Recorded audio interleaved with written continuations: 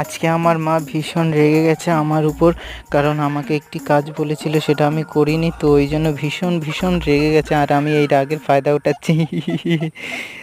তারপর সে নিজে গিয়েই সেই মহান কাজটি নিজে একাই করলো, ইয়ে! তারপর আমার হাতে ধরিয়ে দিল।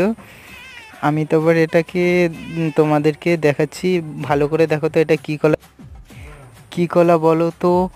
এটা হয়েছে কাঁচকলা, যেটা আমরা রান্না করে খাই সবজি হিসাবে। তো সেটা আমাদের আর কি খাবে খাবে করে আর খাওয়া হয়নি, তো গাছেতেই সব পেকে হলুদ হয়ে গেছে। তো ওই জন্য মা কী করলো, নিয়ে আসলো। আমি তো প্রথম ভাবলাম কাঁচকলা কেমন লাগবে পাকা, তো তারপর আমি একটু ভাবলাম যে না, বরঞ্চ একটা খেয়েই দেখি কেমন লাগে। তো তারপর আমি এখান থেকে একটা নিয়ে নিলাম। তো কলাগুলো বেশ সেই বড় বড় ছিল। কলাগুলো ছাড়াতে ছাড়াতে তো আমার অন্য কিছুই মনে হচ্ছিলো, যাই হোক মুখে পুরলাম। তো খেয়ে তো খুব একটা মন্দ লাগলো না, বিশ্বাস করো। যে কাঁচকলা পাকলেও যে এত মিষ্টি হয় আমি কি করে বলবো তোমাদের। আর তোমরা কি এইভাবে কোনো সময় খেয়েছো? যদি খেয়ে থাকো একবার বলো।